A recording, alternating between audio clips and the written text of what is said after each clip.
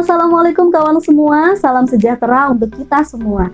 Di video kali ini kita sudah masuk materi pertama di semester kedua, yaitu tentang proposal. Wah, kok berat ya kedengarannya, Bu? Iya sih, kedengarannya berat, tapi yakin deh masih berat malasnya kamu. Oke, langsung saja kita bahas tuntas sebenarnya bagaimana sih proposal itu? Apakah seribet yang kita bayangkan? Yuk belajar bersama di Galeri Bahasa. Jangan lupa untuk mencatat dan membuat peta konsep agar materi lebih mudah untuk kalian ingat.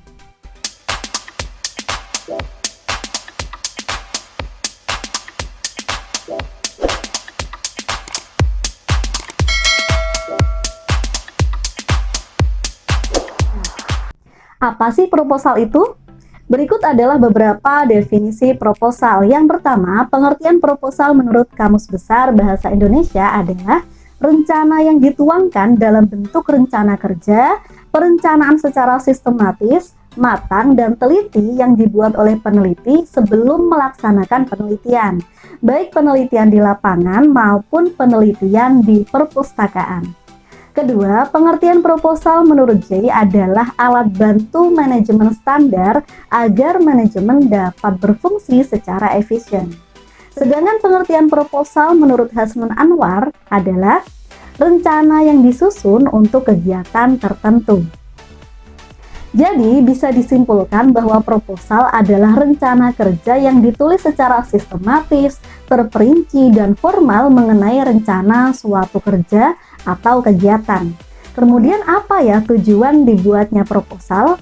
Ada beberapa tujuan mengapa proposal perlu dibuat. Di antaranya, menyampaikan rencana kegiatan yang akan diselenggarakan, menjelaskan agenda yang akan dilakukan, memperoleh persetujuan dan izin acara dari pihak terkait, hingga mendapatkan dukungan dana dari pihak sponsor maupun lembaga yang berkaitan. Adapun fungsi dari suatu proposal yang disusun diantaranya adalah sebagai berikut. Yang pertama, untuk melakukan penelitian yang ada kaitannya dengan sosial, budaya, ekonomi, dan lain-lain. Yang kedua, dapat digunakan untuk mengajukan mendirikan suatu usaha. Yang ketiga, dapat digunakan juga untuk mengajukan tender dari berbagai macam lembaga. Yang keempat, dapat digunakan untuk mengadakan acara-acara kegiatan, misalnya seperti acara perayaan, seminar, pelatihan, dan lain-lain. Jadi, manfaat membuat proposal apa sih? Ada beberapa manfaat membuat proposal, antara lain yang pertama, proposal bisa menjadi rencana yang mengarahkan panitia dalam melaksanakan kegiatan tersebut. Yang kedua, menjelaskan secara tidak langsung kepada pihak-pihak yang ingin mengetahui kegiatan yang akan dilaksanakan. Kemudian yang ketiga, proposal juga berguna untuk meyakinkan para donatur atau sponsor agar mereka memberikan dukungan material maupun finansial dalam mewujudkan kegiatan yang telah direncanakan. Secara umum, proposal dibagi menjadi beberapa jenis. Ada proposal bisnis, proposal proyek, proposal penelitian, dan proposal kegiatan. Yang pertama yaitu proposal bisnis, yaitu proposal yang berkaitan dengan dunia usaha, baik berupa perseorangan maupun kelompok. Yang kedua, proposal proyek, yaitu proposal yang mengacu pada dunia kerja yang terdapat serangkaian rencana bisnis maupun komersil. Yang ketiga, proposal penelitian, yaitu proposal yang digunakan pada dunia akademik dan organisasi keilmuan. Dan yang keempat, proposal kegiatan, yaitu proposal pengajuan untuk melaksanakan sebuah kegiatan, baik sifatnya individu maupun kelompok. Kemudian bagaimana ya struktur dari proposal? Struktur penulisan proposal sebenarnya dapat bermacam-macam. Hal ini sangat tergantung pada jenis kegiatan yang diusulkannya. Dalam beberapa aspek, proposal penelitian memiliki beberapa perbedaan dengan proposal kegiatan. Namun secara umum ada bagian-bagian yang harus ada, yang wajib ada dalam proposal, antara lain latar belakang, rumusan masalah dan tujuan, ruang lingkup kegiatan, kerangka teoritis, metode, waktu dan tempat pelaksanaan kegiatan, dan yang terakhir rencana anggaran. Namun, jika mengacu pada tiap jenis-jenis proposal tadi, tentu setiap proposal memiliki struktur masing-masing yang berbeda satu dengan yang lainnya. Nah, berikut akan kita bahas lebih dalam apa saja sih struktur-struktur pada proposal. Kita fokuskan pada proposal kegiatan dan proposal penelitian beserta pengertian dan penjelasannya. Struktur proposal kegiatan antara lain yang pertama, nama kegiatan. Bagian ini menjelaskan secara rinci dan detail nama kegiatan yang akan diusulkan sehingga penerima proposal bisa mengetahui gambaran kegiatan yang akan dilaksanakan tanpa adanya kesalahpahaman. Yang kedua, latar belakang. Bagian latar belakang menampilkan apa alasan kegiatan dalam proposal harus dilaksanakan. Dijelaskan juga latar belakang dilaksanakannya kegiatan, serta apa saja poin-poin penting pelaksanaan kegiatan yang akan dilaksanakan. Idealnya, latar belakang memuat kesenjangan antara harapan dan realita, sehingga diperlukan sebuah kegiatan untuk mencapai harapan tersebut.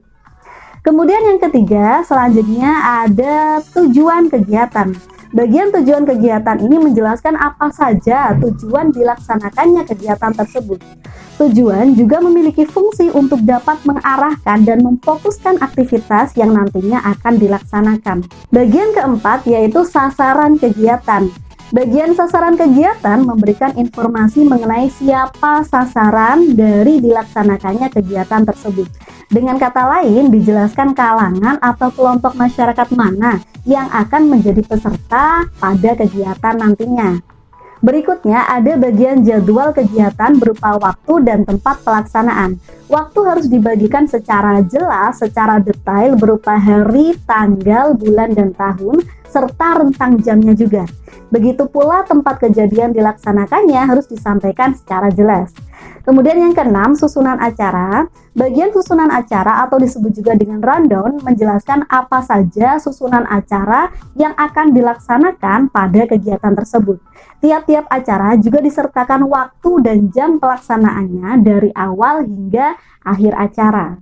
Struktur proposal kegiatan berikutnya adalah susunan kepanitiaan. Bagian ini menyebutkan tentang susunan panitia yang akan bertanggung jawab dalam melaksanakan acara, meliputi nama panitia serta jabatannya. Yang kedelapan ada anggaran dana. Di bagian ini dijelaskan kalkulasi anggaran biaya yang dibutuhkan untuk menyelenggarakan kegiatan tersebut. Estimasi biaya sangat diperlukan dan jadi pertimbangan bagi pihak sponsor atau donatur. Dan yang terakhir yaitu penutup.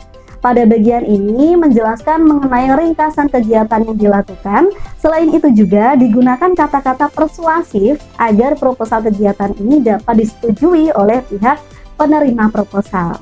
Nah, itu tadi struktur dari proposal kegiatan. Sedangkan untuk proposal penelitian, struktur-strukturnya antara lain yang pertama ada pendahuluan. Nah, pendahuluan ini berisi beberapa poin. Yang pertama ada latar belakang. Latar belakang ini menjelaskan mengenai kejadian, keadaan, atau hal yang melatar belakangi pentingnya dilaksanakannya suatu penelitian. Yang kedua, identifikasi masalah atau definisi operasional. Bagian ini dimaksudkan selain untuk menggambarkan ruang lingkup pembahasan, juga menjelaskan kata-kata yang ada dalam judul yang menunjukkan variabel penelitian dan kata-kata lain yang bermakna ganda yang dapat menimbulkan kekeliruan pembaca.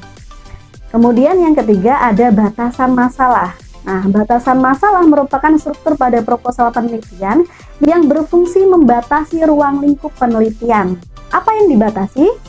Bisa berupa temanya, wilayah yang diteliti, atau lokasi dan sumber penelitian. Fungsinya agar peneliti tidak melebar ke aspek lain yang tidak menjadi fokus utama. Berikutnya ada rumusan masalah, yaitu bagian yang merumuskan dan menyebutkan permasalahan yang menjadi topik bahasan. Biasanya rumusan masalah disajikan dalam bentuk pertanyaan. Kemudian yang kelima ada tujuan penelitian. Bagian tujuan penelitian menjelaskan apa saja tujuan dilaksanakannya penelitian ini. Tujuan penelitian harus dapat dirumuskan dengan rasional dan harus mampu menjawab rumusan masalah sehingga membuat penerima proposal menjadi lebih tertarik untuk membacanya.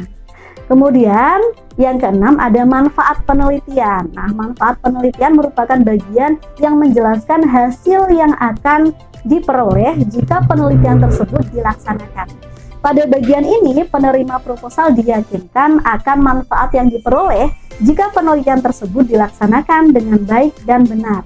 Kemudian bagian kedua yaitu tinjauan pustaka. Pada bagian ini, penulis mengemukakan teori-teori yang jadi landasan pada penelitian yang akan dilakukan. Dibagikan pula hasil-hasil penelitian sebelumnya yang masih berkaitan dengan rumusan masalah yang bisa dijadikan acuan. Selanjutnya, bagian ketiga yaitu metode penelitian. Di bagian ini dijelaskan mengenai langkah-langkah dan metode yang digunakan dalam melakukan sebuah penelitian.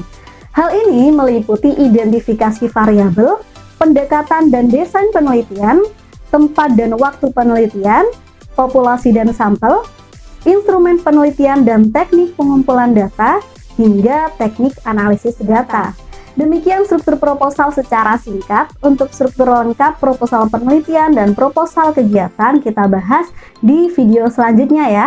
Nanti kita juga akan belajar langsung membuat sebuah proposal. Untuk itu jangan lupa untuk membunyikan lonceng agar tidak ketinggalan video-video pembelajaran dari Galeri Bahasa. Selanjutnya ada beberapa kaidah kebahasaan yang digunakan dalam membuat proposal, antara lain yang pertama, banyak menggunakan istilah ilmiah baik yang berkaitan dengan kegiatan itu sendiri ataupun tentang istilah-istilah yang berkaitan dengan bidang keilmuannya. Yang kedua, banyak menggunakan kata kerja tindakan yang menyatakan langkah-langkah kegiatan. Kata-kata yang dimaksud misalnya berlatih, membaca, mengisi, mendokumentasikan, mengamati, dan sebagainya. Kemudian kaidah kebahasaan yang ketiga yaitu menggunakan kata-kata yang menyatakan pendefinisian yang ditandai dengan penggunaan kata definisi, misalnya merupakan, adalah, yaitu, yakni, dan lain-lain. Kemudian yang keempat, menggunakan kata-kata yang bermakna perincian, misalnya selain itu, pertama, kedua, ketiga, dan sebagainya. Selanjutnya, kaidah kebahasaan nomor 5 yaitu menggunakan kata-kata yang bersifat keakanan, seperti akan, diharapkan, direncanakan. Hal itu sesuai dengan sifat proposal itu sendiri sebagai suatu usulan, rencana atau rancangan program kegiatan. Yang keenam, menggunakan kata-kata bermakna lugas atau denotatif. Hal ini sangat penting guna menghindari kesalahpahaman antara pihak pengusul dengan pihak tertuju atau penerima proposal. Kemudian, kaidah kebahasaan yang terakhir yaitu menggunakan bahasa resmi baku yang harus disusun secara jelas, teratur, dan tepat makna. Sekian untuk pembelajaran kita kali ini, semoga bermanfaat. Wassalamualaikum warahmatullahi wabarakatuh.